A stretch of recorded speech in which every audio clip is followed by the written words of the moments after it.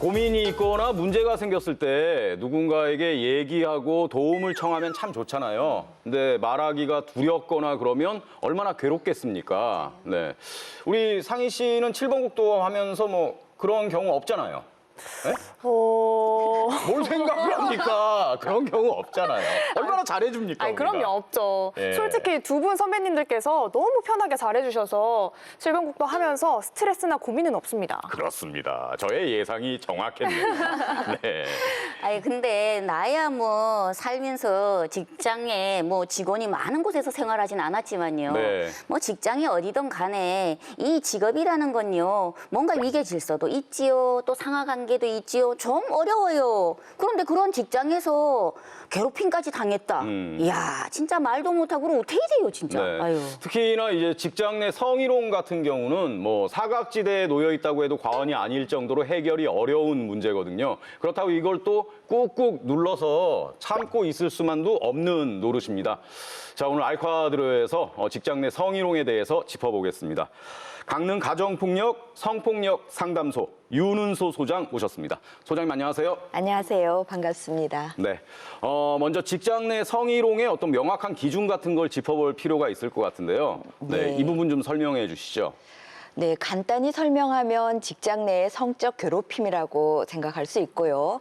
관련 근거법에 따르면 업무상 관계에 있는 근로자나 사용자가 상대가 원치 않는 성적 원동을 하여서 상대에게 수치심이나 굴욕감을 주는 행위 네. 또는 성적인 요구에 불응한다는 이유로 업무나 고용에서 불이익을 초래하는 그런 행위를 총칭해서 우리는 성희롱이라고 말할 수 있습니다. 네. 아니 그 직장 내 성희롱 건수가요. 이게 뭐 점점 이게 뭐 늘어나는 추세래요? 아니면 뭐 줄고지는 추세래요?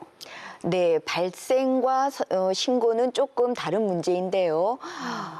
신고 건수는 늘어나고 있는 추세죠. 네. 왜냐하면 기존에는 잘 드러내기 어려웠죠. 시스템도 없었고 그리고 문제 제기하면 문제 있는 사람으로 피해자가 취급을 받기 때문에 드러내기 어려웠는데 이제는 직장 내에서 의무 교육으로 매년 교육을 하니까 아 저게 내 문제다. 저게 나의 피해다라고 생각을 하니까 점점 늘어나고 있는데요. 실제로 2015년 여성가족부 실태조사에서는 전체 직장인의 한 6.4% 정도가 당하고 있다 그랬는데 네. 지금은 8.1% 2018년 최근 실태조사에서는 그렇게 나왔습니다. 이건 그만큼 내가 나의 문제에 대해서 문제의식을 생각하고 신고할 수 있는 여건이 되어 있기 때문에 그렇다고 봅니다.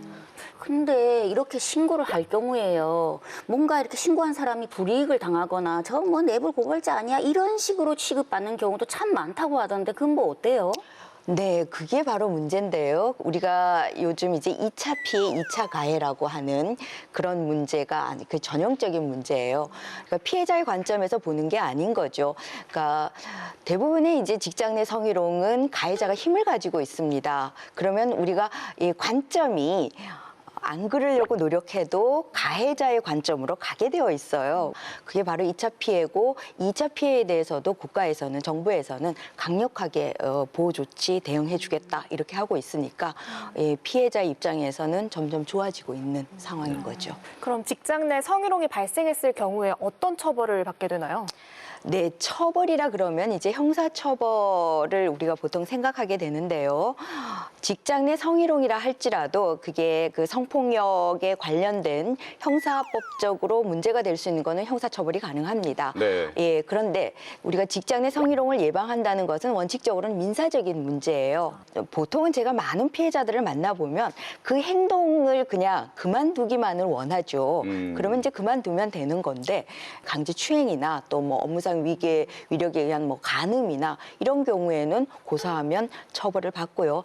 특히 사용자나 뭐 사업주가 성희롱의 가해자였을 때는 조금 더 강력한 처벌이 있습니다. 네.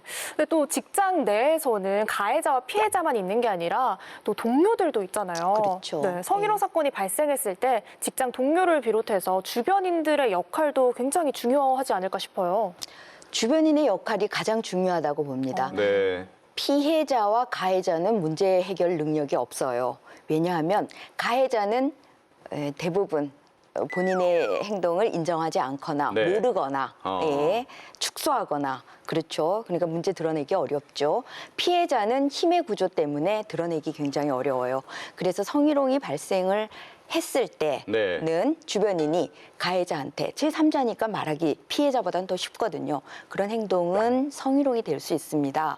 라고 얘기해 줄 수 있으면 너무나 감사하고요. 와, 근데 직장 내에서 그런 행동을 하는 게 과연 쉬울까? 그렇죠. 막 이런 생각이 드네요. 그렇죠. 예. 그런 행동하는 거는 지위가 더 높거나 예, 관리자의 그렇죠. 위치가 아니면 어렵죠. 그래서 이건 관리자의 역할이고요. 동료의 역할은 나는 예, 말을 하기는 어렵지만 내가 보고 들은 것이 있잖아요. 보고 들었던 것을 혹시 언젠가 이게 문제가 되었을 때 예, 나는 본 적이 있다, 들은 적이 있다라고 피해자의 관점에서 피해자에게 증언을 해줄 수 있는 예, 건강한 주변인들이 바로 조직 내에서 성희롱을 예방할 수 있는 중요한 역할을 하게 되는 것입니다. 네. 저는 오늘 얘기하면서 이제 좀 궁금해진 게 있는데 네. 요새 이제 이른바 그 젠더 인식 같은 게 높아지면서 누군가에 대한 어떤 외모 평가를 하는 것 자체가 성희롱이다 네. 라는 얘기도 많이 있잖아요. 네. 그러니까 예를 들어서 제가 만약에 우리 상희 씨를 보고 어우, 상희 씨 오늘 옷도 좋고 어우, 예쁜데? 네. 뭐 이렇게 얘기를 했습니다. 네. 만약에 상희 씨가 그 얘기에 불쾌감을 느꼈다면 네. 제가 성희롱을 저지르게 된 건가요? 그건 이제 맥락적으로 봐야 됩니다. 아. 예, 상희 MC께 그렇게 얘기했을 때 상희 MC가 전혀 나는 아무렇지도 않다. 예, 그러면 아닐 수 있어요. 그런데 나 이거 조금 불편하다. 아까 제가 그 요건 중에 성적인 수치심이나 굴욕감을 느끼게 이건 사람마다 다 다를 수 있거든요. 우리가 성희롱이라 그러는 것은요. 왜 희롱이라 상대는 그걸로 재밌지 않거든요. 않을 수 있거든요. 그런데 나는 재밌어. 그래서 내가 재미있는 내 주체에서는 분위기 좋게 하기 위해서 즐겁게 하기 위해서 내 관점이라는 거죠. 힘이 있는 사람의 관점이죠. 제가 봐서는 우리 MC님이 상희 MC님보다 네. 조금 더 예, 네. 힘이 있다고 하면 더 조심하셔야 되죠. 힘은 아니고 그냥 나이가 많을 뿐입니다. 나이가 주는 힘도 있습니다. 예, 아. 힘은 예, 권력이 주는 힘도 있고 예, 돈이 주는 힘도 있고 다수가 주는 힘도 있습니다. 다수가 소수한테. 그런데 나이가 주는 힘도 무시하기 어려워요. 아. 요즘 제 나이가 많은 여성분들에 의한 네. 예, 젊은 남성에 대한 성희롱. 성희롱 피해자는 반드시 여성만 피해자가 되는 게 아니거든요. 그때는 나이가 주는 힘, 그다음에 지위가 주는 힘, 네. 예, 이런 것들이 작동하게 됩니다. 그렇군요. 네. 아, 근데 이렇게 얘기를 들어보니 우리가 뭐 살면서 누구라도 진짜 피해자도 될 수 있고 가해자도 될 수 있고 이렇다는 생각이 드는데요. 네. 진짜 우리가 평소에 어떤 몸가짐으로 어떤 언행과 뭐 행동해야 되는지 좀 바로 좀 가르쳐 주세요. 저는 이제 그 원칙이 몇 가지가 있습니다. 직장에서는 가능한 한 존댓말을 써주는 것. 아, 서로 간에요? 예, 서로 간에. 예, 친밀한 관계일수록 더 그게 필요하다는 거고요.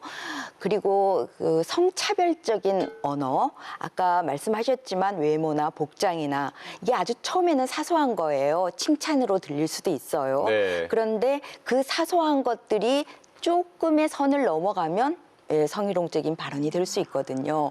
그래서 그런 것들도 삼가는 것, 이게 신체적인 접촉이 갈 수 있으면 먼저 이렇게 해보시겠습니까? 충분히 그게 가능하거든요. 네. 예, 그리고 이게 툭툭 치거나 예, 이렇게 쓰다듬고 뭐 잘한다고 이렇게 쓰다듬고 성인이잖아요, 그죠? 물론 어린아이도 그러면 절대 안 되지만 그런 그 것들을 다 조심하는 것이 필요합니다. 네.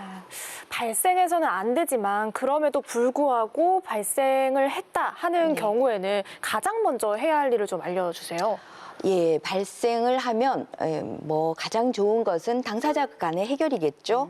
그래서 말하기 편한 관계이거나 또는 말을 할 수 있는 용기가 있다 그러면 멈춰 달라라고 얘기를 네. 하지만 그냥 이건 쉽지 않아요. 거의 불가능한 일이고요. 그럴 경우에 조직 내에 고충상담원이 다 있습니다. 고충상담원 이게 문제 제기 또는 고충상담원이 뭐 또 어떤 개인적인 문제나 뭐 이런 것 때문에 어렵다 이러면 조직 내의 상사나 믿을 만한 분들한테 얘기를 하고 조직 내에서 이걸 문제 제기하기가 내가 또 불편하다 그럴 수 있습니다. 그럴 경우에는 뭐 가까운 저희 성폭력 상담소나 해바라기 센터 또 1366 센터 또 뭐 지역 내에서 그것도 불편하다 이러면 국가인권위원회 이런데 전문적인 상담을 받고 조치할 수 있도록 하는 것이 좋습니다. 네, 일단 성희롱 자체가 일어나지 않도록 한다. 그리고 만약 일어났다면 주변인들은 외면하거나 2차 가해가 일어나지 않도록 한다. 이 두 부분을 조금 기억할 필요가 있을 것 같습니다. 네, 바로 그겁니다. 네, 칭찬 들었네요. 예, 예. 소장님 오늘 나오셨는데 끝으로 시청자 여러분께 좀 조언 하나만 해주십시오.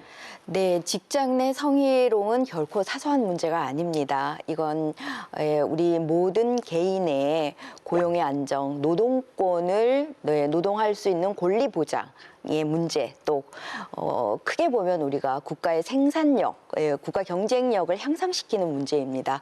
그래서 어떤 경우에도 이걸 사소하게 넘기지 마시고 네. 모두가 깨어있는 시각으로 이걸 멈추어 달라라고 할 수 있을 때 우리 조직은 안전하게 일하는 모두가 안전한 일터 우리가 모두가 바라는 바이잖아요. 그렇게 될 수 있을 것 같습니다. 네, 우리 소장님 말씀처럼 그렇게 됐으면 좋겠습니다.